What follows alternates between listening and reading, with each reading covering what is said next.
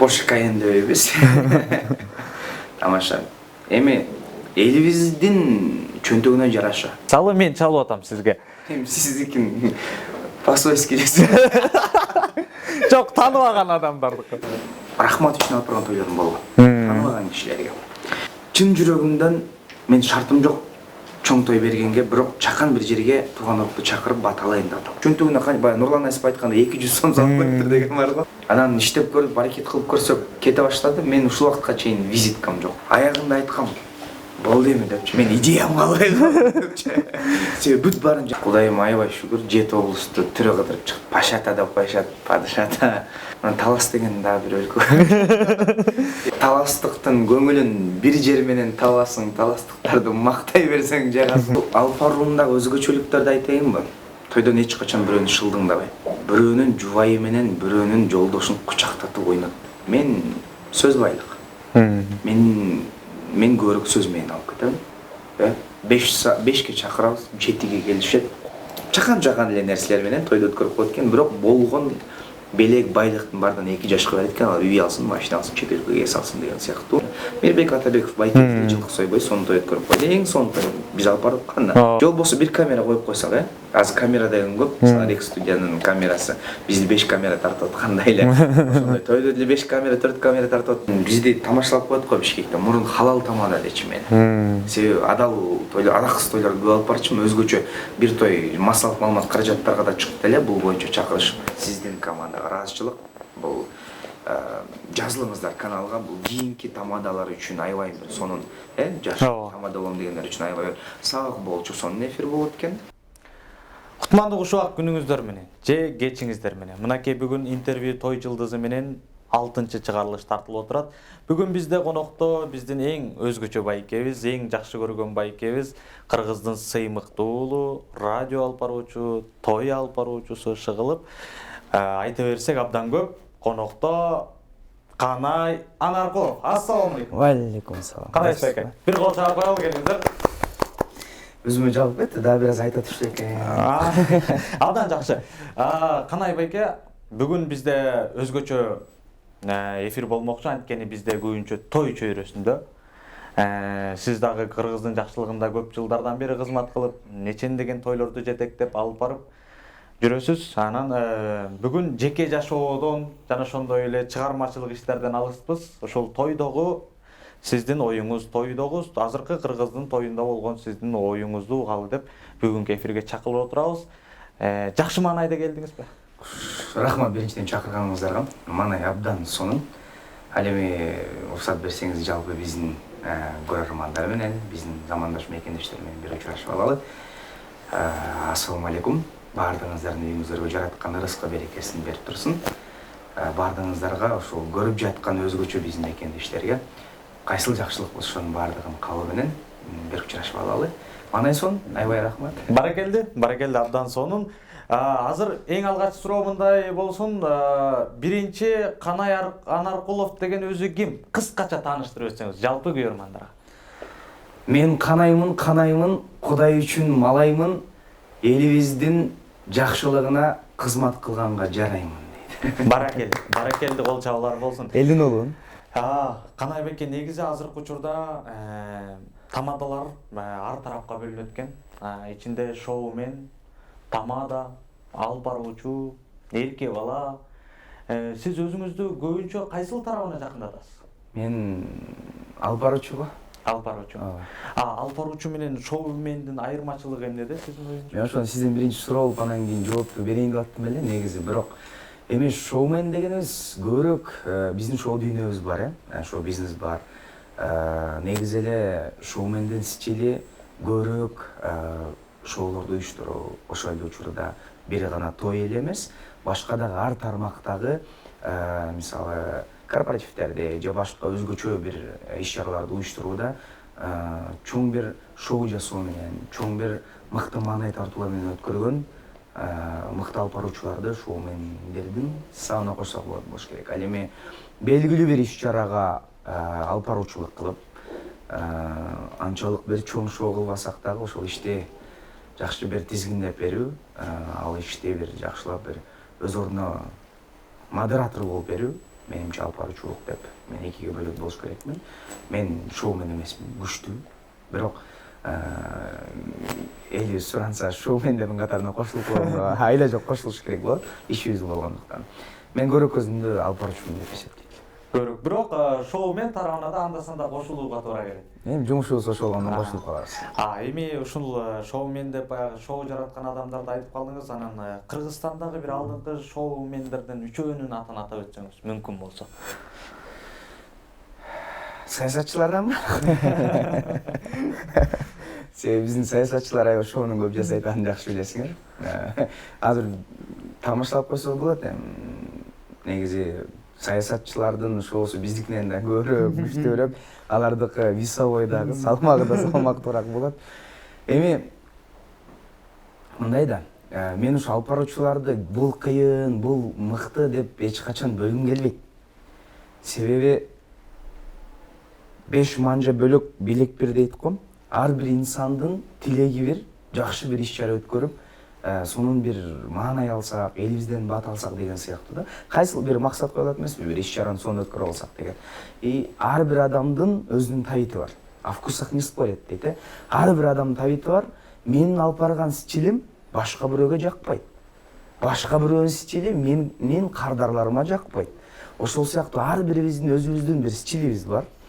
Ошого жараша мыкты шоулу жасаган биздин мекендештерибиз абдан көп. Мисалы, менин жакын досум, бир тууганым Нурсултан Майназаров, Кубат Кубанычбеков, Санжар Макаев, Багыт Байсариев сыяктуу биздин жакшы саналаш, жакшы дос бир туугандарыбыз бар. Эми алардын көбү шоумен алып баруучулар. Шоумен алып баруучулар. Анан мыкты жигиттер абдан. Алардын катарына абдан көптү кошсок болот. Аябай көп мыктыларыбыз бар. Анан бирок белгилеп көп баса белгилей бербейм. Баары мыкты. Шоумендерден сиз эсептеген ушул биздин байкелерибиз экен, эми алып баруучулардан. Нурзат Токтосунова эжеке.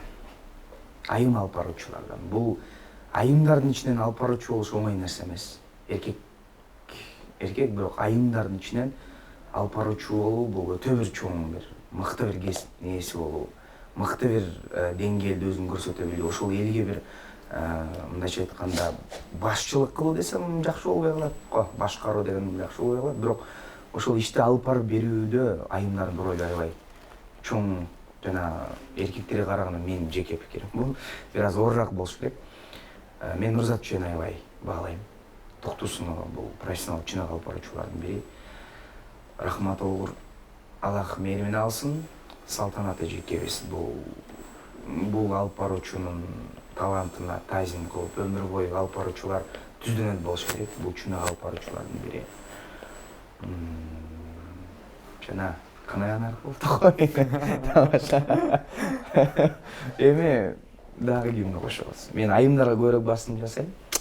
Жакшы көргөн бир тууганыбыз, карындашыбыз Айзада Жомартчиева. Мен айымдарга басым жасап коеюн. Алып баруучулар азыраак экен айымдар. Баракелди.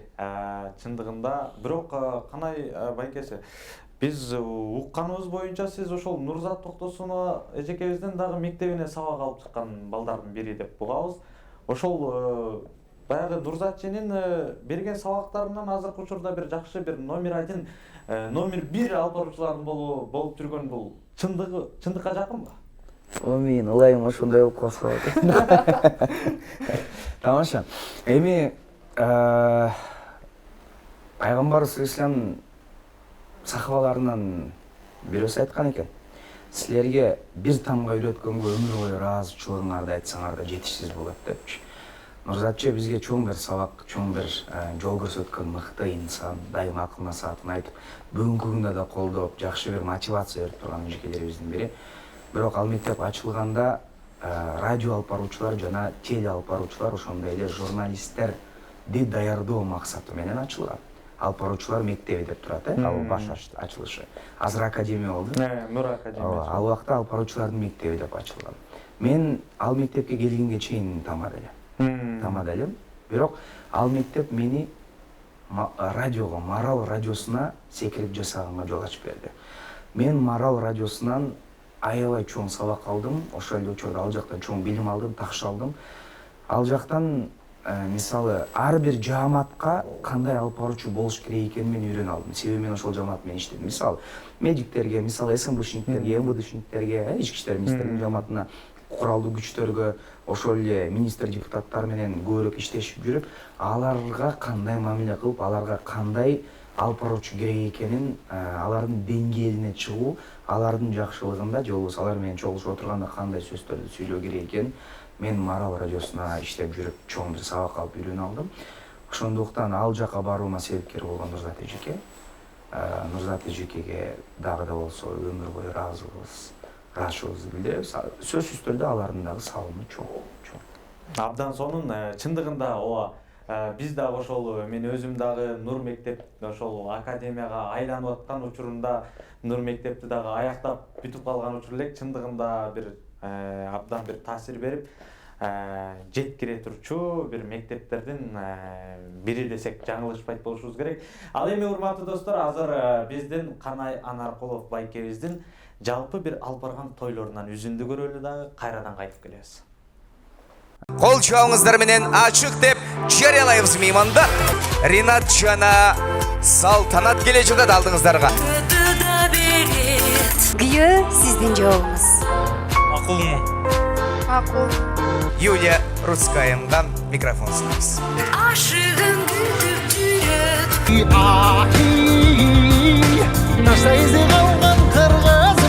Өзгөчө сонун үндүн ээси Абир Касьянов. Ты не веришь в эти слова, как больно. Jamila!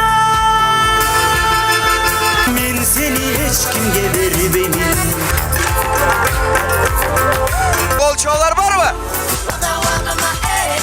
Давай. Аплодисменты один.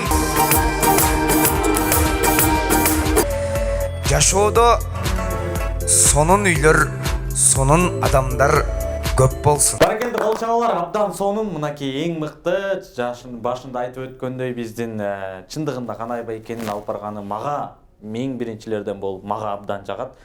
Ал эми сиздерге жагабы? Аны биздин комментарийге калтырсаңыздар болот. Эми кийинки суроо Канай байке мындай болсун. Бул суроодон качууга болбойт. Азыркы учурдагы эмгек акыңыз, ставкаңыз канча бир долларды чапчып жаткан учуру? Баягы кээ бир программаларда бар го, эки суроого жооп бере берсең отказ кылсаң болот. Тамаша, буну эми жашырганда эмне, буну телефондон чалганда деле бул нерсени биз дайыма айтып жүрөбүз. Биздики арзан эле, элге окшоп. Porsche Cayenne дебейбиз. Тамаша. Эми элибиздин чөнтөгүнө жараша. Бирок белгилүү бир деңгээлде эми 300 менен 600 аралыгы деп коелучу. 300 менен 600. Мисалы азыркы учурда сизге эч бир жерден тааныбады, эч кимден чалбады. Ошол болгону соц тармактардан номериңизди алды, дароо байланышка чыкты. Биринчи айта турган ставкаңыз канча? Мисалы мен чалып атам сизге. Эми сиздикин по-свойски Жок, тааныбаган адамдар. Тамаша. Негизи мындай да. Орто 500 деп коелучу. 500. Анан баягы жерден соодалашуу болуп атып, анан түшөт. Анан 600га чыгып кетет. 600га чыгып кетет. Жакшы. Баягы мындай учур болуп калат го, баягы биз дагы мынакей алып баруучулукка акырындан сиздердин аркаңыздардан сабак алып келатабыз. Анан менде өзүмдө ушундай бир учур болгон эле, той элери кайрылган жакшынакай ушундай той берип жатабыз азыркы учурда. Чакан эле кылып той берип аттык элек.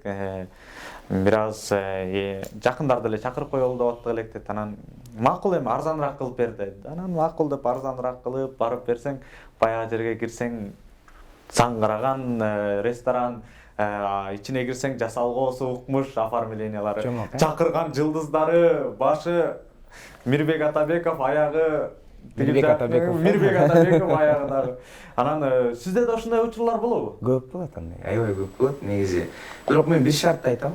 Эми сизге да бул кеңеш жалпы биздин алып баруучулар деле бул сөздү айтат болуш керек. аз болобу көп болобу биз ошол күнү иштейбиз деген темабыз бар. Кишиңиз азбы көппү биз ошол күнү иштейбиз деген сөзүбүз бар. Кандай болсо да биз ал күнү бизге кишинин саны айырмасы жок. Биз иши ошол күнү иштейбиз. Бирок мындай маселе бар да, мен эми 300 деп мындай алып барган ишимди айтып атам, бирок болгон окуялар мен Рахматов үчүн алып барган тойлорум болгон. Тааныбаган кишилерге. Себеби бир эжекке чалгам, Канай мырза. Чын жүрөгүмдөн мен шартым жок чоң той бергенге, бирок чакан бир жерге тууган окту чакырып баталайын деп атам. Сиздин алып барганыңызды көрүп жүрөм, мен жүрөгүмдө бир ниет тилегим бар эле, мен балам үйлөнсө, ушул бала алып барса деген. Бирок мен сиздин акчаңызды туугандардан угуп, мен чакыра албайт экенмин, бирок канча болорун айтыңызчы деген. Мен айткам эже, барганда сүйлөшөбүз деген. Мен эч нерсе албай кетип калдым. Баракелде. Абдан сонун бул жок, бул бир эле мактаныш эмес, бул окуя эмес, бул мындай учурлар көп эле болот. Ошол эле 5000 сомго, 3000 сомго болгон ыраазычылыгын чөнтөгүнө кайра баягы Нурлан Эсип айткандай 200 сом алып коюптур деген бар го. Биз деле карабай эле машинеге отуруп, кудай канча салды экен деп алып чыккан учурларыбыз болот. Мындай жалпы сиз сумманы жашырбаңыз дегениңизден айтып атабыз, бирок ошондой учурлар көп эле болот. Баягы түшүнүү менен караган учурлар көп эле болот. Эми ушунча баягы ставка тууралуу, акча тууралуу кеп болуп кетти. Эң алгачкы алган гонорарыңыз канча болгон? 300 сомго сүйлөшкөнбүз, бирок 500 сом берген. Бул кайсы жылдары болуп атат? 2011. 2011 апрель айы болуш керек, жаңылбасак. Кыскасы тамада болуу тарыхы мындай болуп калды. Мен музыкант досторум бар эле, анда кафеде, ар бир кафеде музыканттар ырдап турат эмеспи, анан барып бүт барсаң микрофон настройка кылып атканда раз дей берет эмеспи. Анан мен тамашалап, досум, мындай раз деп жөнү сүйлөп турбайсыңбы жок дегенде, сен буну кийин раз деп ырдабайсың да сүйлөйсүң да десем, мен сени сүйлөчү деген. А мен сүйлөп атсам, администратор эжекебиз чыгып калды ошол жерден. Сиз тамадасызбы? Жок, сүйлөп атасыз го. Эжеке бардыгы эле сүйлөйт да. Жок, эртең бир 35 киши куда тосот элек алып барып берип койбойсузбу? Анан ой жок, эже мен алып бара албайм десем, мен жок деген сөз берип кичине кош келдиңиз дегенге жарайсыз да дейт. 300 сом берем дейт. Анда биринчи курспуз. Эми 300 сом давай берсеңиз деп алып барсак аябай жакшы өтүп кетти. Себеби мен буга чейин мектепте көп иш-чаралар алып барчумун, райондук деңгээлде. Анан аябай жакшы болуп кетти.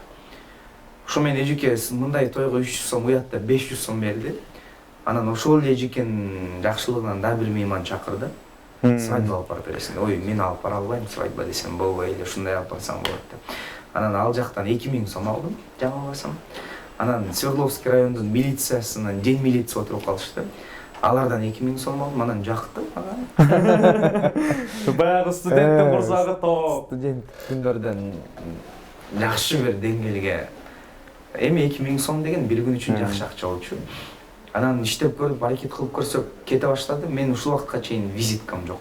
Өзгөчөлүгүн бири. Мен эл ичинде визитка кеткен. Ушул убакытка чейин визиткам жок. Анан эл тойдон эле алып кетиштер эле. Биринчи тойдон көрүп. Өзүлөрү көтөрүп. Сен тоюңду алып барганын алып барчун берип койчу номерин. Ооба. Чындыгында ушул суроо дагы бизди алдыда күтүп турду эле. Чындыгында сиз тууралуу маалымат мындай көп тараптан укканда айтышат экен, Канай Анаркулов өзүнүн алып барган тоюнан 3 заказ алмайынча кетпейт деген сөздөр бар экен. Ушул биздин баягы ичара сөздөрдүн арасында. Ушул нерсе баягы көрсө чын турбайбы? Кудайга шүгүр, эми сөзсүз 3 болбосо дагы ар дайым ар бир тойдон келет кайра эле. Келет. Ар бир тойдон өзгөчө 50 жаштуу юбилейлер бар го. Бир киши юбилей берди да. Анан ой кетти да.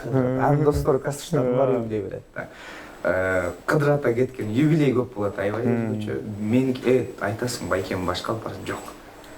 Анан айла жок. Бир юбилейнин 6 жаңылбасам 7 тоюн алып бардым беле. Бир туугандардын. Аягында айткам, болду эми депчи. Мен идеям калбай калды депчи. Себеби бүт баарын жаңыртышым керек. Бүт баарын программаны жаңыртышым керек болот. Анан болот андай учурлар. Бир тойдон башка тойго. Мен тоюм бар эле ошондой. Бир тойдон башка тойго кеткен той. Бүт бар. Баракелди.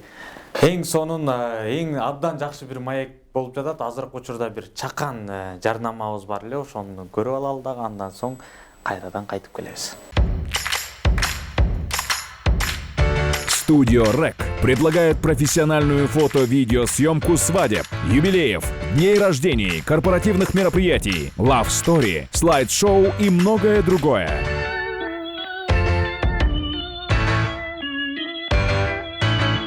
В нашей работе мы пользуемся профессиональной видео, фото и звуковой аппаратурой высочайшего класса. Если вы закажете до конца марта полный комплект видеосъемки, подарок оформление под ключ. Студио РЭК. Анда эмесе биз уланталы. Бүгүн бизде конокто баса белгилеп дагы бир рет айтып өтөлү. Чындыгында бул байкем өзү Таластын кулуну. Анан бир аз болсо да азыр негизи Таласта көп мактабайт дейт. Бирок мен мактап коеюн, бул байкемдин ушул той аркасы менен кыдырбаган жери жок болуш керек деп азыр өзүнө такалып сурайын деп атам. Конокто Канай Анаркулов. Ушул суроону сизге узаткым келди. Анткени ушул тойдун аркасы менен канча деген жерлерди көрүп билип жүрөсүз. Кудайыма аябай шүгүр, 7 облусту түрө кыдырып чыктык. Аябай жаккан жерлер Арсланбаб, Сары Челек тарап, Аксыдагы баягы Пашата деп коюшат, Падышата. Ошол сыяктуу эми 7 облусту бүт кыдырып чыктым. Тойдун аркасы менен Казакстанга, анан Түркияга барып келдик. Түркияга. Анан Талас деген дагы бир өлкө. Эми таластыктын көңүлүн бир жер менен таласың, таластыктарды мактай берсең жагасың деп тамашалап койчу эмес. Бирок көп билбейм, көп мактана бербейм мен. Мен тамашалап койдум досторум, сен таластыксың деп жана деген да жок. Колдон келишинче адан алжыраак болгонго аракет кылам деп мактанып коеюн. Ооба. Буга чейин айтылып өттү эле Канай беке ушул тойдон той ушуга чейин визиткамда жок деп. Эми ушул сиздин алып барганыңыздын ушул элге жагымдуу болушунун сыры эмнеде? Сырын ачып салайын. Анткени биякта мындай биздин көрөрмандардын аркасында келечекте баягы тамада болом деп келаткандагы вот алдыңызда эле бир өзүңүздүн иниңиз отурат, ушул бизге жалпы жаштарга келечек муунга өзүңүздүн бир акыл насаат айтып өтсөңүз. Арсен мырза, сиз бизден да кыйынсыз. Калпы өзүн жаш алып баруучуларга кошот атайын. Негизи мен алып баруумдагы өзгөчөлүктөрдү айтайынбы? Мен тойдон эч качан бирөөнү шылдыңдабайм. Бир, бирөөнүн жубайы менен бирөөнүн жолдошун кучактатып ойнотпойм. 2, 3, белден ылдый тамашалар жок такыр. Белден ылдый түшпөйт. 3, эң негизги ушул нерселер бар. Анан менин өзгөчөлүгүм, мен шоумен эмесмин. Жана айткандай мен шоу жазабайм. Мен сөз байлык. Мен көрөк сөз менен алып кетем. Анын бардыгы каяктан келген, анын баары китептен. Анан өзгөчө китеп окубасаң, бир жакшы инсан менен маектешип отурсаң, бир инсанды окуган болосуң, адан жок дегенде бир нерсе үйрөнгөн болосуң. Мен кичинекей бир секретим, мен бир сөз окуп калсам, ошону өзүмө заметка жазып коем. Ошого ылайыктап, анан ар жактан улап, өзүм ойлонуп, ал сөздү өзүмө киргизип алып, мисалы өткөндө иликтөө, жиликтөө деген сөздү окуп калдым. Мага аябай жакты. Анан урматтуу жаштар, урматтуу жаш жубайлар, эми бул жашоону экөөң биригип, иликтешиңер керек, жиликтешиңер керек. Кыйынчылыктын баардыгын кечип өтүш керек. Анан кийин бир бакыттын көлүндө калкып, экөөң жалгыз эле ошо кайыкта жүрө бербей, бала чаканы алып келсеңер дагы, тууган урукту чакырып турсаңар да шыктык кылбас деген сыяктуу өзгөчө бир сөздөр менен бая. Эми аксакалдуу аталар, ага келечек апалар, алдыңарды мал бассын, аркаңарды бала бассын деген сөздөрдөн эл чачаган да. Аны коноктордун ар бири айтып чыгат. Мен сөздөрүм өзгөчө, мен башка сөздөрдү алып келем жана антип. Ошол нерсе менин ошол нерсем жагат болуш керек. Мына сага жаңылык, Канай Анаркулов биздин байкебиз көрсө сөз басат турбайбы? Албетте, эми чындыгында ушул той чөйрөсүндө аралашып жүргөнүңүзгө мынакей 9 жылдын жүзү болуптур. Азыркы кыргыздын тоюндагы ашыкча нерселер.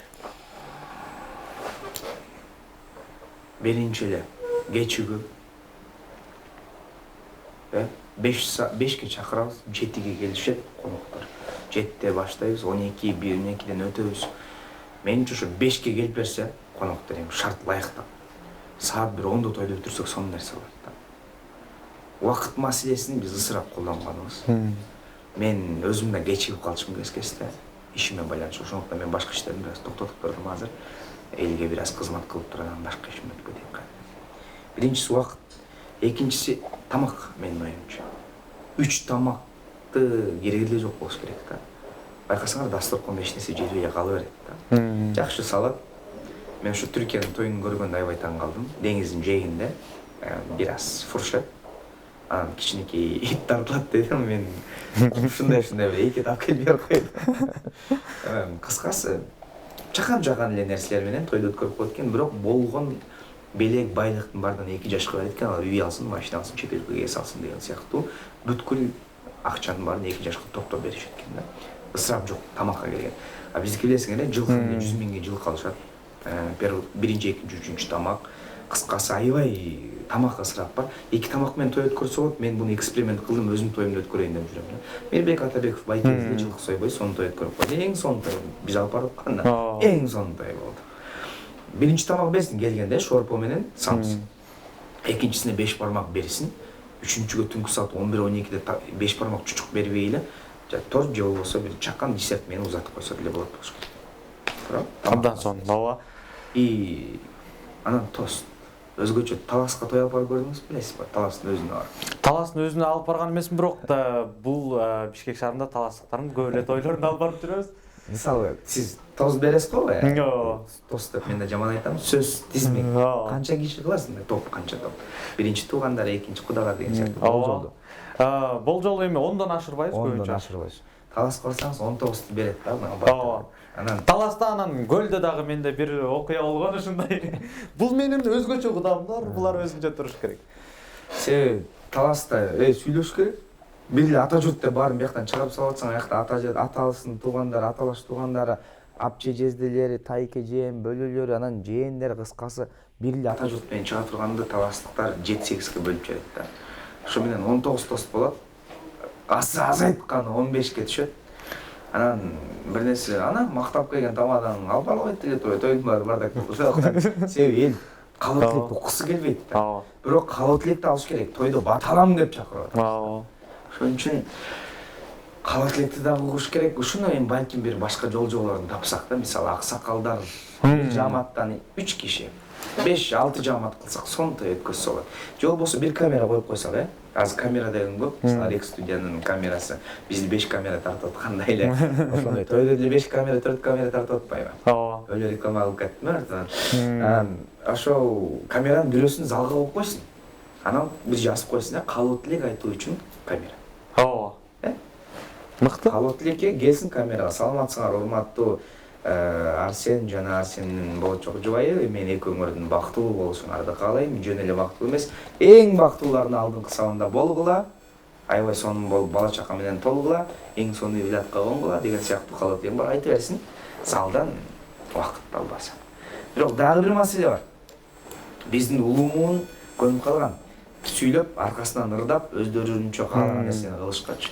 Кийинки муун аны көп каалабай атат. Ошондуктан эми буну биз кийинки муун биздин бала чакага ошол нерсе түшүп калышы мүмкүн, бирок азыркы муун менен жарышыш бир аз оорураак.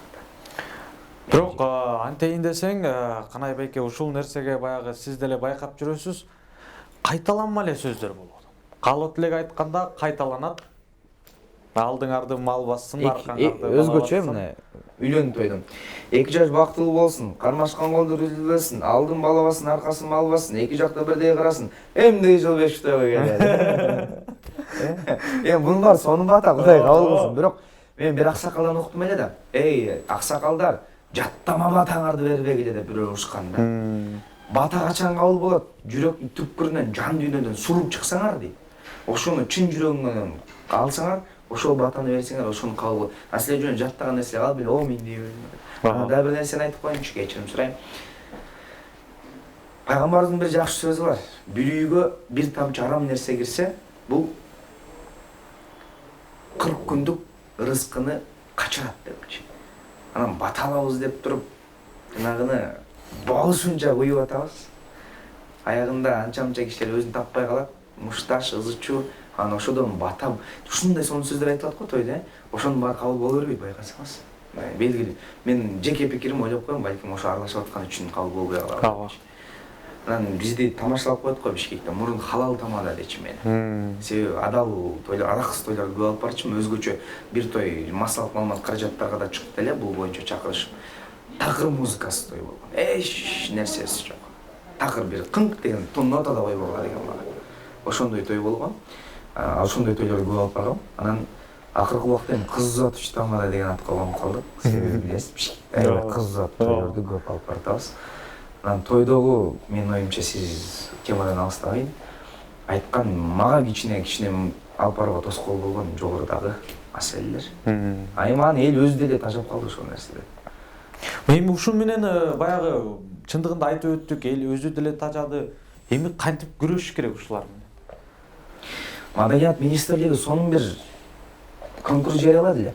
Баягы тойдун форматын, жаңы тойдун форматын, биздин Кыргызстандын элине ылайыктуу тойдун форматын жазып чыгуучу конкурс жарыялады. Ошол конкурстун аягы эмне болуп калды билбейм, бирок ошол жака биз бир байкелер менен чогуу сунуштама бердик эле. Тойду 5-6 саат кереги жок болуш керек менин оюмча. Эгер үйлөнүү той болсо, балким үйлөнүү тойдо маанай бөлөк го. Бирок тушоо той, жанагындай жентек той деген сыяктуу тойлорго 3 сааттык той жетет болуш керек менимче. Бир ампира чоң. Анан жакшы бир бат кылып коюп, 2 тамак менен бата кылсак болот. Сонун болуш керек деп биздин дагы оюбузда ушундай нерселер бар. Эми чындыгында биз айтабыз, жалпы жакында той берем деп жаткан жалпы көрүүчүлөр мынакей ушул Тамадемент YouTube каналында сиздерге көптөгөн маалыматтар бар. Жана ошондой эле мынакей Канай байкем айтып өткөн жалпы чектөөлөрдү дагы эске алсак болот. Өзүңүздөргө бир жакшы бир той өткөрө турган көрүүчүлөр бизге өзүнө бир жакшы нерсе ала алды деп окшойм. Эми айтам да Канай байкесе. Анан азыркы эми чыгып келаткан же болбосо азыркы учурда чындыгында айтышат экен, кемде көп тамада көп, ташыр кытсаң тамаданын башына тиет дейт. Бирок баягы бул нерсеге мен деле кошулбайм, анткени баягы күз мезгилинде антейин десең жетпей калат. Анан эми ушул сиздин азыркы учурдагы бир тамадалар жана ошондой эле тойду өткөрө турган ортодо бир кандайдыр бир адамдар чотур же болбосо ортодо бир акча ойногон нерселер бар экен. Ушул сиз тууралуу маалымат алганда, эми биз баягы ушул нерсени даярдап атканда көп жерден сураштырабыз, маалымат алабыз, анан сыртыңыздан дагы көп байкап жүрөбүз. Мен чындыгында аябай көп көрөм сизди. Сиз ушул убакка чейин бир кандайдыр бир чотурга отуруу деген максат жок экен да сизде. Анан ушулар туура нерсеби? Анан жанагы экинчи суроо, азыркы тамадалардын сизге жакпаган нерселери эмнелер бар? Ошолорун оңдосо болот эле. Ушул эки суроо менен бүгүнкү эфирибизди соңуна чыгат окшойт. Кайран чотур деп. Эми азыр буну жашыруун деле эмес болуш керек. Кыргыздын тою менен миллиондогон киши жашап атат, ошол ресторандар, алда иштеген тейлөөчү официанттар мисалы, звукорежиссерлор, операторлор, ырчы тамада, чорчу, жарчы, ошол эле продуктлар, кыскасы тойго миллиард деген сумма айланып атат да. Кудайга шүгүр, элибизге рахмат. Ошондуктан элдин жакшылыгы менен көбүсүнөн тагып үй бүлөбүздү багып атабыз. Анан сиз айткан маселе баягы тамадалар чотуруп отурган маселеде окшойбуз.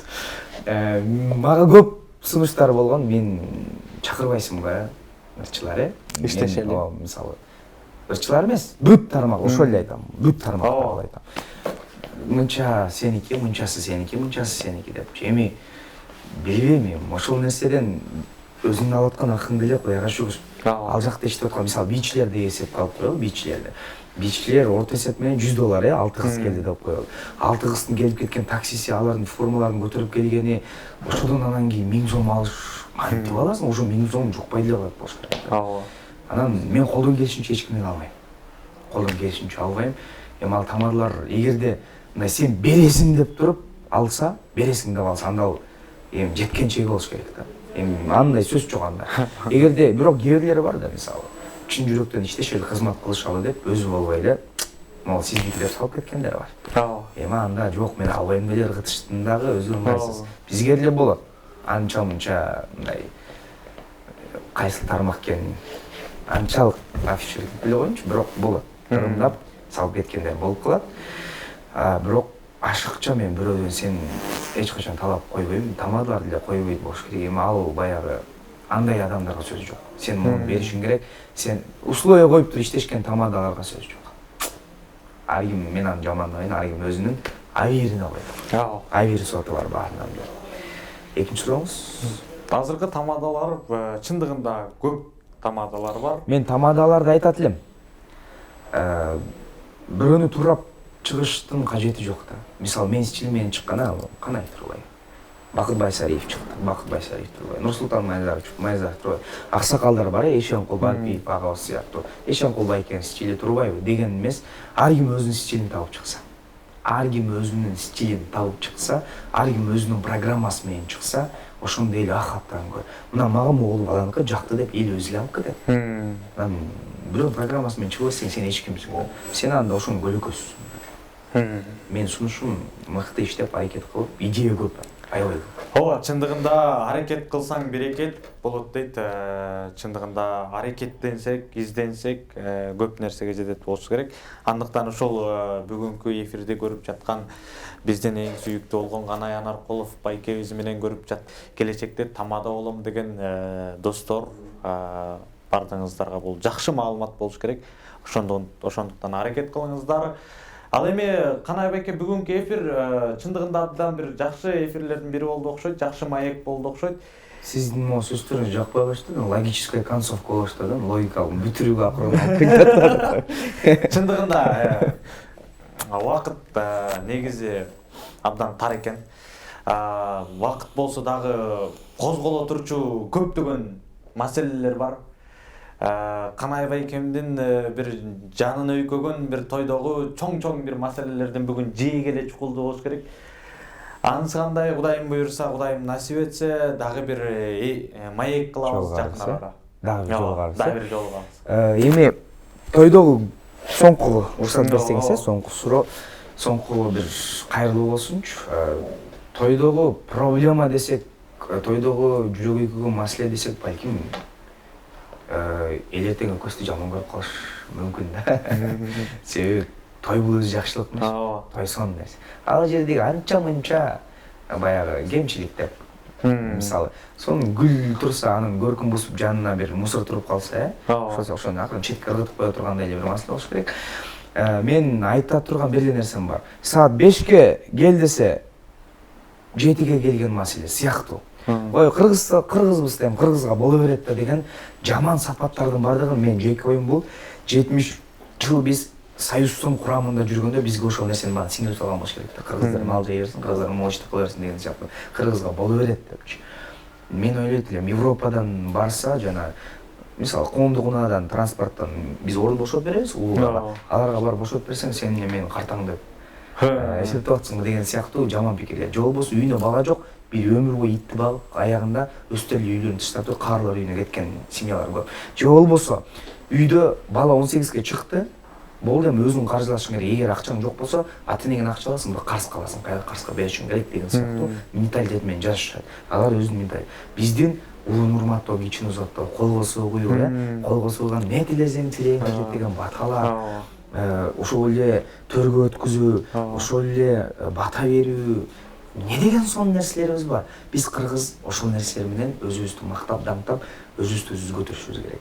Жанагындай кемчиликтерди четке таштап туруп, кыргызга болор эмес, кыргыз деген мондай эл деп туруп, бекер бир муштумга түйүп туруп ошол нерсени жан дүйнөбүзгө аябай сиңирип алышыбыз керек.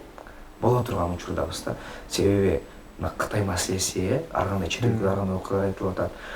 Биз аябай бир кайдыгер жашоого келип калдык да. Көчөдө эмне болуп атат, түкүрүп атабыз, машинадан ыргытып атабыз. Кыскасы эптеп ар ким өзүнүн жашоосу өзү. Мага тиешпе, мен сага тиешпе сыяктуу жашоодо кетип баратабыз да. Эл үчүн, жер үчүн чын жүрөктөн күйгөн нерселер өтө бир азайып барат. Мен ойлойт элем, ошо жаштар эле эмес, жалпы кыргыз эл 5 манжадай бириксек, себеби жалгыз чыпалакты сындырып коюш оңой. Чыпалактын эч нерсеге ал жетпейт. Манжылар бириксе муштум болот. Ошо муштумдай бир ынтымак менен эл жер үчүн күлө турган учур аябай бир келип отурат деп ойлойт. Ооба.